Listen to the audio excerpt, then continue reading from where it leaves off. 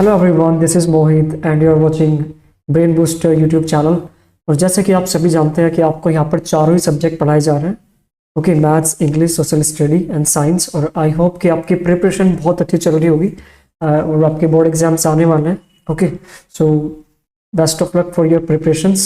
सो आज हम एक नया चैप्टर पढ़ने वाले हैं जो कि बड़ा ही प्यारा चैप्टर है इंग्लिश का।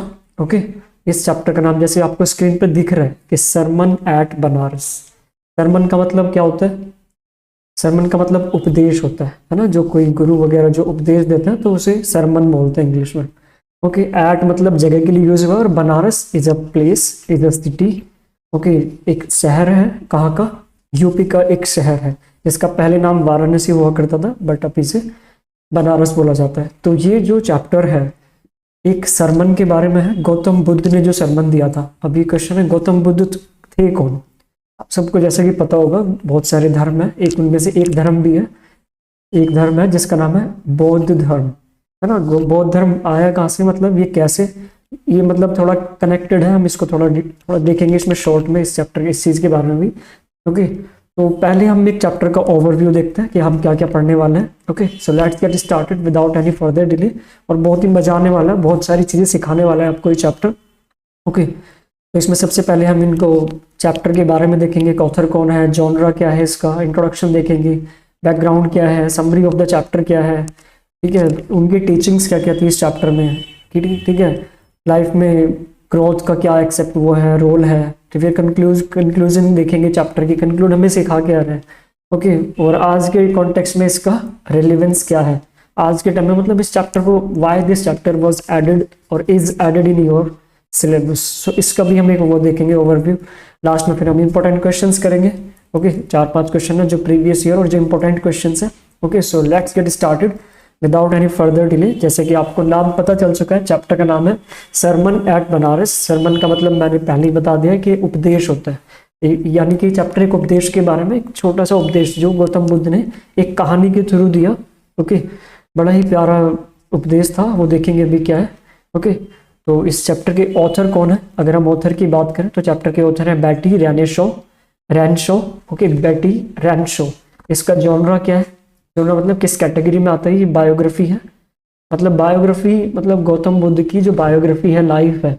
ओके, उसमें से एक छोटी सी टीचिंग को आपके चैप्टर में डाला गया है ताकि आपको पता चल सके कि गौतम बुद्ध ने अपनी लाइफ में इतने सारे टीचिंग्स दी, उसमें से जो एक अच्छी टीचिंग मानी जाती है वो ये है, और उसी स्टोरी को आपके चैप्टर में डाला गया। ओके, थीम क्या है चैप्टर की? लाइफ, सफरिंग एंड एनलाइटनमेंट, यानी कि हमारे जीवन के बारे में। सफरिंग है ना, बहुत सारे दुख हैं हम सबकी लाइफ में। स्टूडेंट की लाइफ में अलग दुख है, एक घर जो हस्बैंड है उसकी लाइफ में अलग दुख है। ओके, टीचर की लाइफ में अलग दुख है, हालांकि दुख होते नहीं, हम इन्हें मान लेते हैं दुख। ओके, इसमें भी हम बात करेंगे। और फिर तीसरी चीज है एनलाइटनमेंट। एनलाइटन मतलब ज्ञान की प्राप्ति, है ना। ज्ञान क्या होता है? अब ये देखो, जो आप चीज़ें पढ़ रहे हैं ना, ये जो मैं आपको पढ़ा रहा हूँ, ये जो आप मैथ्स पढ़ रहे हैं, साइंस पढ़ रहे हैं, ये ज्ञान से कनेक्टेड नहीं है, ये सारा मटेरियलिस्टिक चीज़ों को लेके है। इस ज्ञान, इस नॉलेज के थ्रू हम किस चीज़ को सीख सकते हैं? मटेरियलिस्टिक चीज़ों को, है ना। मतलब जो पदार्थ है हमारे आस, जो बाहर की चीज़ें होती है, अगर आप उसके बारे में पढ़ रहे हो तो उसे हम इंफॉर्मेशन कहते हैं, या ज्ञान वो भी है, बट वो ज्ञान कैसा है? मटेरियलिस्टिक चीजों का है, ठीक है। और एक है इंटरनल ज्ञान जो होता है, आंतरिक यात्रा, है ना। दो तरह की यात्राएं हमारी, एक होती है बाहर की यात्रा, यानी कि हम सिर्फ बाहर की चीजों पर फोकस कर रहे हैं, और दूसरी यात्रा होती है हमारी इंटरनल यात्रा, यानी कि हम फोकस कहाँ पर कर रहे हैं? अपनी आंतरिक जर्नी पर, यानी कि आत्मा की तरफ, अंदर ध्यान करना, बैठ के अपने विचारों को सोचना। तो इस चीज के बारे में ये चैप्टर है। ओके, आगे चलते हैं।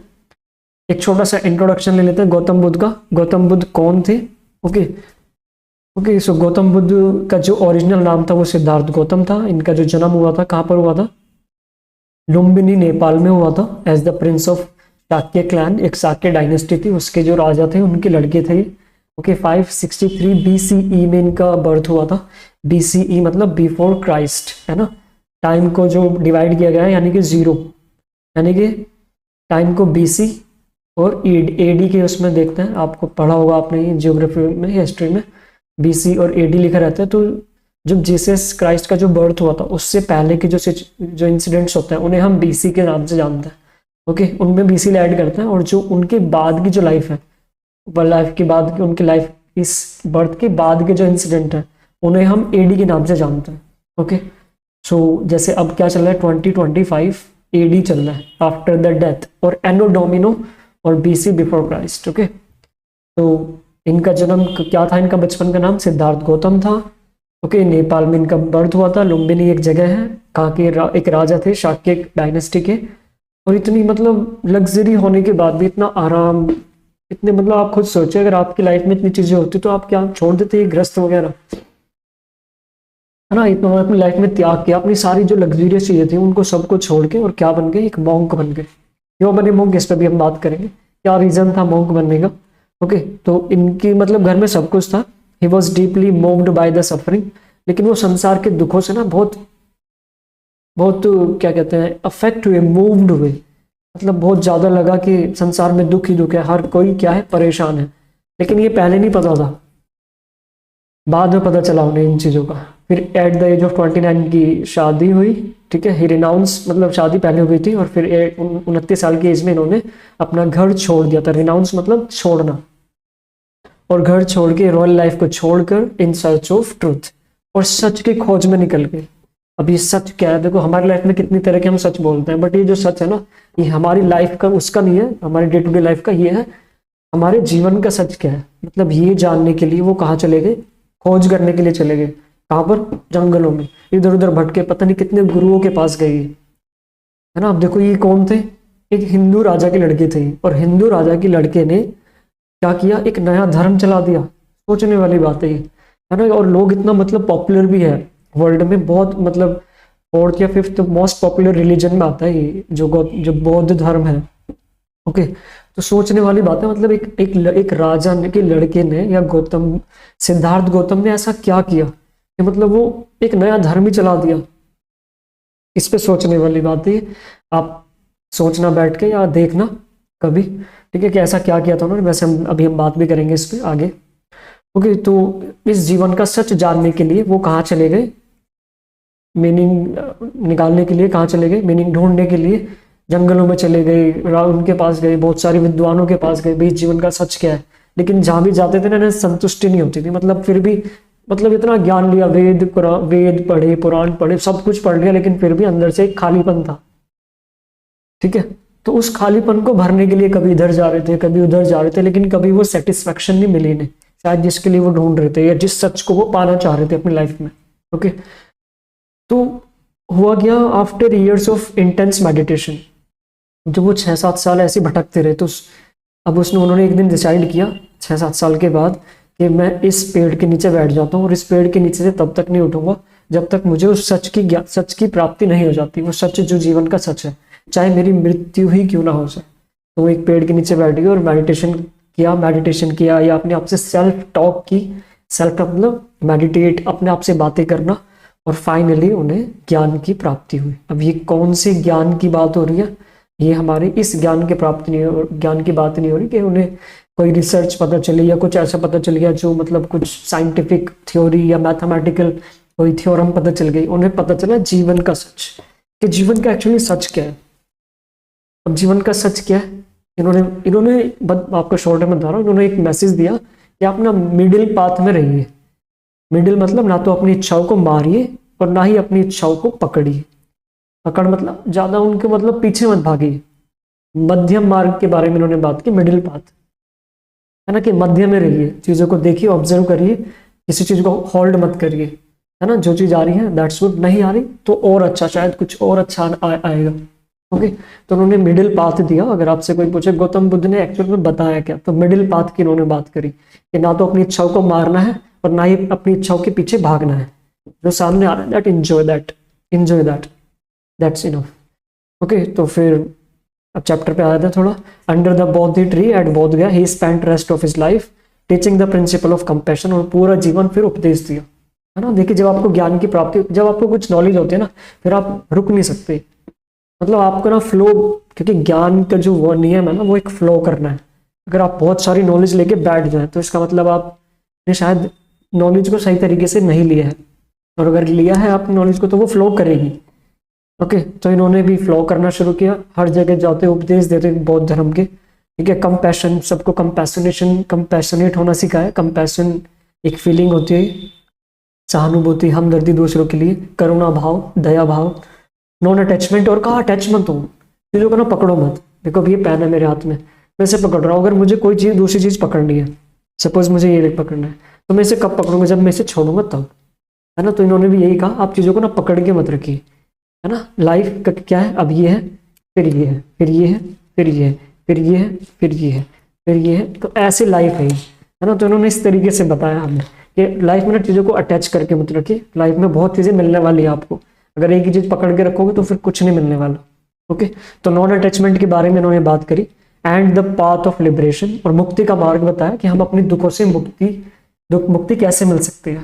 दुखों से मुक्ति का मतलब इन्होंने एक छोटा सा और लाइन लिख लेना, अगर आपको मतलब दो चीजें बताई, एक तो मिडिल पाथ और दूसरा बताया इन्होंने जो हमारे दुखों का कारण है, हमारे जो सब, अगर आपको कोई भी दुखी लोग दिख रहे हैं ना, आप अपने आप से पूछना कि अगर आप दुखी हैं तो किस वजह से दुखी होंगे आप, कि आपके मतलब इच्छाओं के कारण। हमारी जो इच्छाएं होती है ना, वो हमें कभी अच्छा नहीं बनने देती, और इच्छाओं के कारण ही हम हमेशा दुखी रहते हैं। तो उन्होंने इस चीज को ही बताया, विच केम टू बी, और फिर बाद में इन्होंने एक धर्म दिया, नाम दिया, एक फिलोसफी दी जिसे हम बुद्धिज्म बोलते हैं।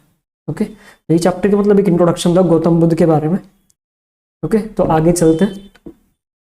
ओके, तो अब चैप्टर के बारे में थोड़ा आगे देख लेते हैं कि चैप्टर, अब हमें स्टोरी चैप्टर की क्या है, तो मतलब गौतम बुद्ध के बारे में था। चैप्टर हमें क्या बता रहा है, चैप्टर एक सरमन के बारे में, एक उपदेश के बारे में। उपदेश जो कि उन्होंने कहाँ पर दिया था, वाराणसी में दिया था, बनारस में। बनारस कहाँ पर है, यूपी में है। ओके, और मतलब एक स्पिरिचुअल सेंटर भी है इंडिया वर्ल्ड का। स्पिरिचुअल मतलब आध्यात्मिकता का सेंटर, अध्यात्म कहते हैं, अध्यात्म बड़ा प्यारा वर्ड है ना, अध्यात्म, अंदर की यात्रा जो होती है उसे अध्यात्म से कनेक्टेड माना जाता है। ठीक है, तो एड्रेस टू, और ये जो सरमन था, ये जो उपदेश था, इन्होंने किसा गौतमी नाम की एक महिला को दिया था, जो कि बहुत परेशान थी, एक दुखी मदर थी, दुखी माँ थी। ठीक है, और इसका पर्पस क्या था उसका, ताकि वो help her understand the universality of death and eternity of morning, यानी कि वो उनको ये रियलाइज करा सके कि डेथ जो है यूनिवर्सल है, आप इस दुनिया में आए हैं तो आपको जाना भी पड़ेगा। ओके, जैसे मेरे पीछे लाइट है, अभी लाइट जल रही है तो ये बंद हो गई, यानी कि हम आए और हम जा रहे हैं, हम आ रहे हैं, हम जा रहे हैं, इस तरीके से। तो लाइफ में ना ऐसे ही है, हम यहाँ पर कुछ टाइम के लिए, बट अब ऐसा थोड़ी है कि लाइट बंद हो गई तो ये बंद ही हो गई, फिर जल जाएगी, यानी कि फिर हम क्या करेंगे, फिर से बर्थ लेंगे, ऐसे लाइफ चलती रहती है। तो उन्होंने उसी चीज को रियलाइज कराया कि लाइफ यूनिवर्सलिटी जो लाइफ की है उसे समझिए, कि यूनिवर्सलिटी क्या है, कि मृत्यु एक सत्य है, उसे स्वीकार करिए। फ्यूटिलिटी ऑफ मॉर्निंग, कि हमें विलाप नहीं करना चाहिए। कोई पर्सन हमारी लाइफ में आया, थोड़े टाइम के लिए रहा, और फिर जितना उसके साथ हमारा कार्मिक अकाउंट था वो फिर उसके बाद चला गया वापस। ओके, तो इस बारे में इन्होंने उनको समझाया, पर्पस ये था उनके उपदेश का। चैप्टर देख लेते हैं। किस्सा गौतमी एक मदर थी जिसका एक ही एकलौता लड़का था जिसकी डेथ हो गई थी।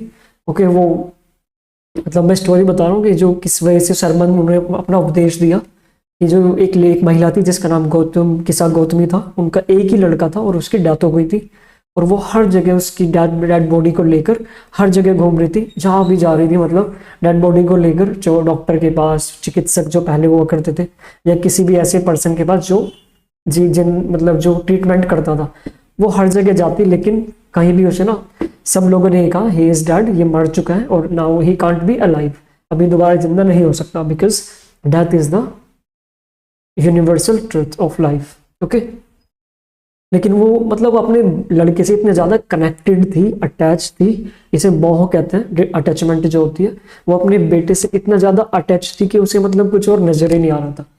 नजर आने का मतलब कि उसे सिर्फ ये चाहिए था कि मेरा बच्चा दोबारा जिंदा हो जाए, बट ऐसा पॉसिबल नहीं है नेचर के लॉ के अकॉर्डिंग।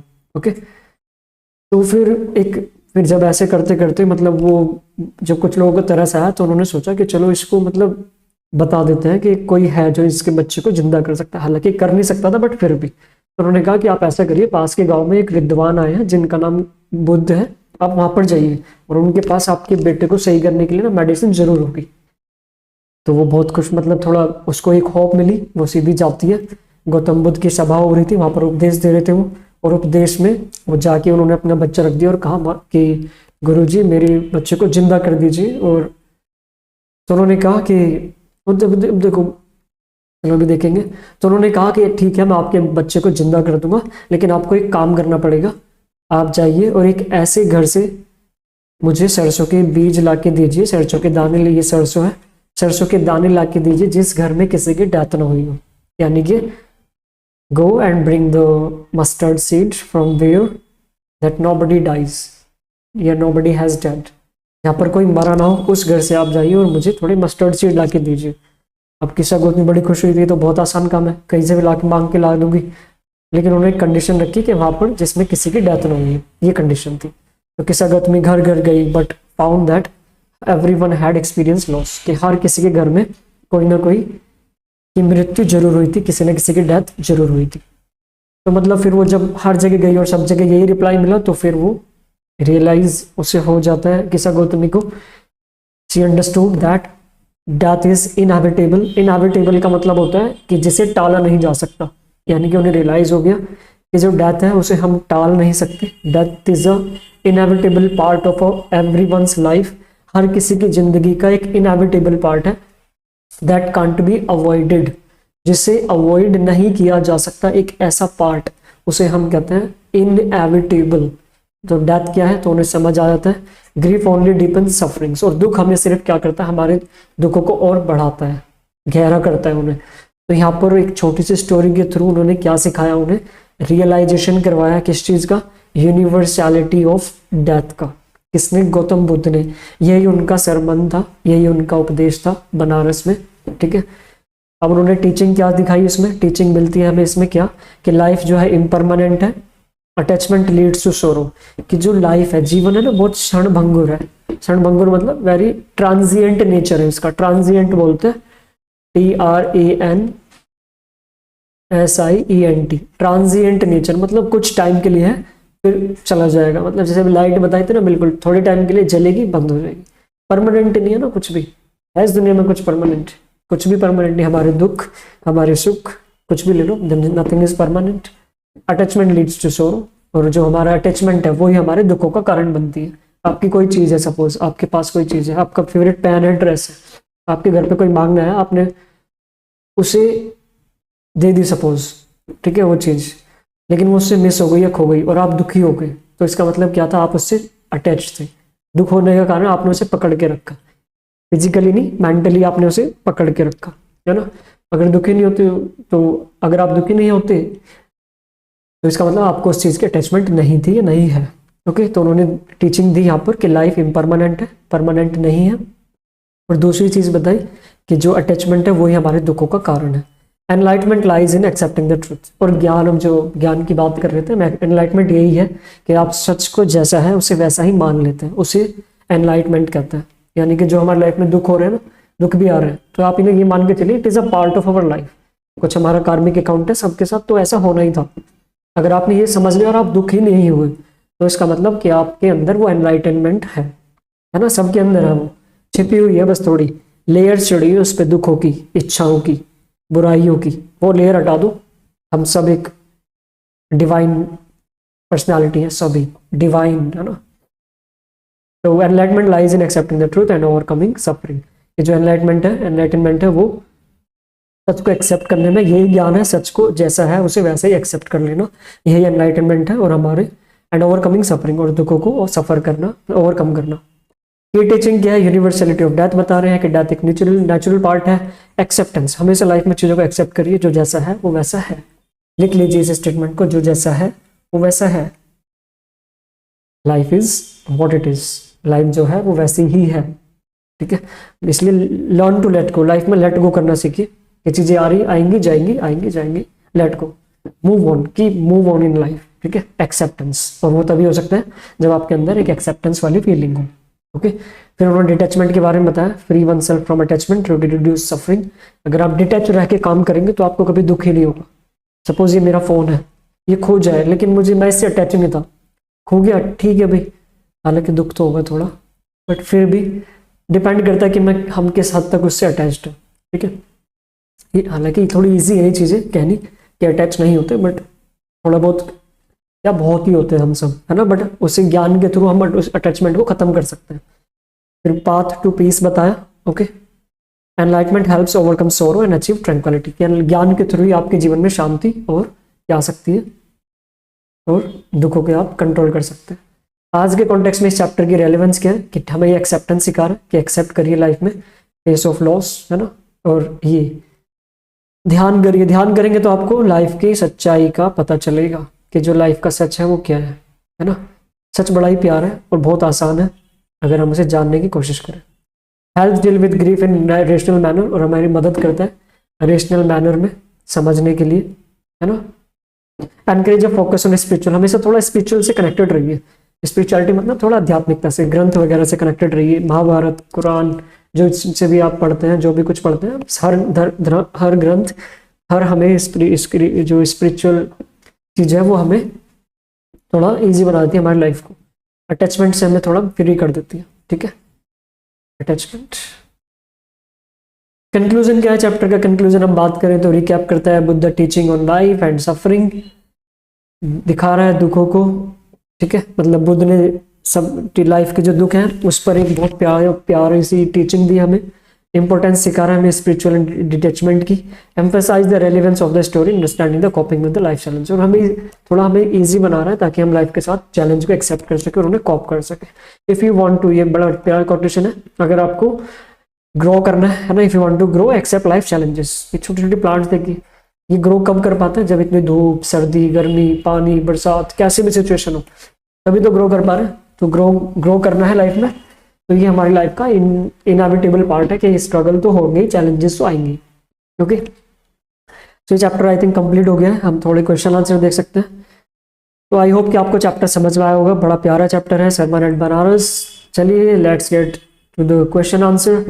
पहला क्वेश्चन है, who was Kisa Gautami and what was her problem. Kisa Gautami कौन थी और उसकी प्रॉब्लम क्या थी? किसा गौतमी एक ग्रीविंग मदर थी। ग्रीव का मतलब दुख होता है, GRIEF, ग्रीव दुख होता है। ग्रीव एक वर्ब है, तो वो एक दुखी मदर थी जिसका एक ओनली सन जो था वो मर गया था। शी वॉज ओवरकम विद सोरो, ठीक है, एंड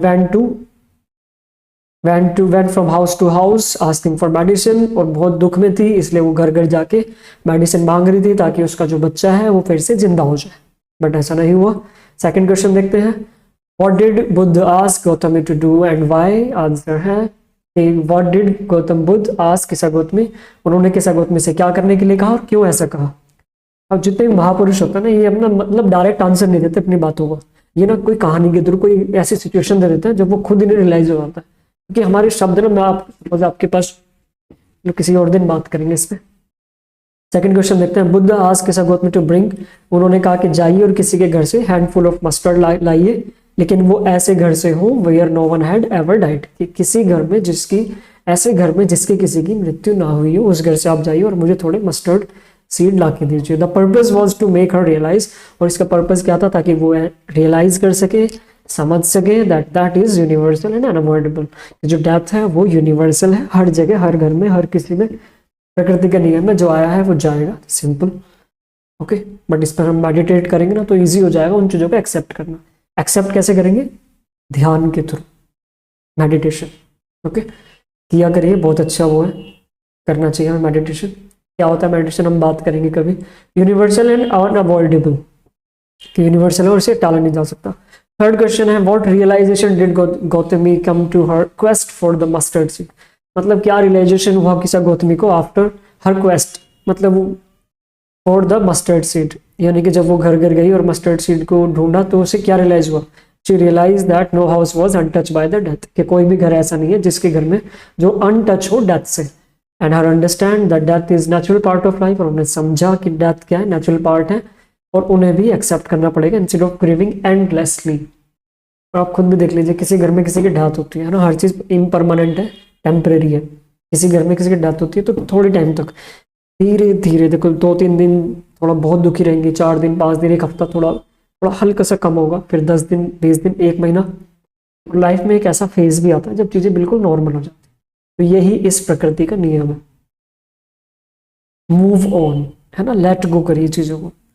फोर्थ क्वेश्चन है, what is the main teaching of sermon at Banaras. Main teaching क्या थी? कि जो हमारा जीवन है वो सफरिंग से भरा है, दुखों से भरा हुआ है, और डेथ इनएविटेबल है। 2 ही चीज़ याद रखिए, दुखों से भरा हुआ है मतलब चैलेंजेस है। अब आपको चैलेंजेस को देखने का नजरिया क्या है वो डिपेंड करता है। आप पॉजिटिव वे में देखते हैं तो आपकी लाइफ में दुख जैसी चीजें है ही नहीं, फिर आप मतलब चैलेंजेस को चैलेंजेस लेके चल रहे हैं, दुख नहीं। दे आर द स्टेयर्स, इस सीढ़ियों की तरह आपकी लाइफ में यूं चैलेंजेस, तभी तो आप ग्रो करेंगे ना। एक्सेप्टेंस ऑफ यूनिवर्सल ट्रूथ, और यूनिवर्सल ट्रूथ को एक्सेप्ट करवाया, can help people overcome sorrow and attain peace, और इनके थ्रू लोग अपने दुख को काबू कर सकते हैं, नियंत्रण पा सकते हैं और अपनी शांति को महसूस कर सकते हैं। फिफ्थ क्वेश्चन है, how is the story of Kisa Gautami relevant in today's context. ये अच्छा क्वेश्चन है कि आज के कॉन्टेक्स्ट में जो स्टोरी है वो कैसे रिलेटेड है। The story teach the importance of acceptance and detachment in the dealing with loss. हम सब क्या है, एक्सेप्ट नहीं करते ना चीज़ों को मतलब अगेंस्ट अपोज करते रहते हैं हमेशा, या हम अटैच हो जाते हैं। तो अटैचमेंट आज के टाइम में भी है, हमेशा रहेगी और शायद थी, ठीक है। तो उस चीज़ से फ्री करने के लिए इंपॉर्टेंस बताई हुई है कि कैसे हम उस चीज़ से, ये हमें आज के कॉन्टेक्स्ट में रेलेवेंट है कि हर कोई अटैच भी है आज के टाइम में, और एक्सेप्ट भी हम इतना इजीली चीज़ों को नहीं कर पाते। In today's world where people face emotional and material attachment, जहाँ पर आज के टाइम में लोग इतने अटैच्ड हैं ना, इंस्टाग्राम, फेसबुक, व्हाट्सएप वगैरह वगैरह सब यूज़ कर रहे हैं, एक रील पोस्ट कर रहे हैं, फिर रील पोस्ट करने के बाद लाइक सोचते हैं, जैसे अब मैंने ये वीडियो अपलोड करेंगे हम, ठीक है, फिर हम सोचेंगे लाइक्स हैं, है ना, तो हम भी क्या हो गए, अटैच हो गए। और हमने सोचा कि ठीक है, I do my work, rest is okay, मैं अपना काम करता हूँ, जो फिर होता है दैट्स ओके। अगर मैंने अपना काम अपना पूरा 100% के साथ किया तो शायद वही मेरी उस काम का रिजल्ट था, बट हमने रिजल्ट को डिपेंडेंट बना दिया किस पर, अपने व्यूज पर, शेयर पर, लाइक्स पर, ओके। तो ये मतलब आज के कॉन्टेक्स्ट में इस तरीके से मैंने एग्जांपल हमारा बताया है, ओके। तो आप भी ऐसे अपने लाइक्स व्यूज के लिए थोड़ा सा वो करते होंगे, बाकी नहीं भी करते हो, मैं ये नहीं कह रहा। और ये लेसन रिमाइंड करता है टू इम्प्रेस लाइफ इम्परमानेंस, और ये हमें बताता है चैप्टर के लाइफ में इम्परमानेंस को एक्सेप्ट करिए, accept impermanence.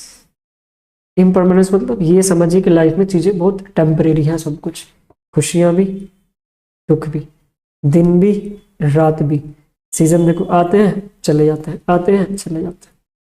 And focus on the spiritual growth, और थोड़ा आध्यात्मिकता की तरफ चलिए, क्योंकि वो हमें मेंटली पीस देती है, और आज के टाइम में ये सबसे ज़रूरी है, मेंटल पीस। बड़े बड़े लोग हैं, इतना कुछ है, बट ये नहीं है उनके पास मेंटल पीस, क्योंकि वो इन चीज़ों से आएगी नहीं, बाहर की चीज़ों से, वो आएगी अपने आप को सेल्फ रियलाइज करने से। हु एम आई, हूँ कौन, from where I have come from etcetera. खैर ये चैप्टर हो गया आपका, और आई होप कि आपको चैप्टर समझ आया होगा। And thank you for watching, thank you everyone for watching this video. Keep learning, keep growing, and subscribe करिए। आपको अगर इस चैनल की और वीडियोस चाहिए, है ना, आपको यहाँ पर सारे सब्जेक्ट पढ़ाए जा रहे हैं, maths, English, science and social studies, okay. तैयारी करते रहिए, बहुत थोड़ा टाइम है आपके एग्जाम्स में, okay. Best of luck, take care, ठंड भी काफ़ी हो रही है, bye bye, will meet in the next video, take care.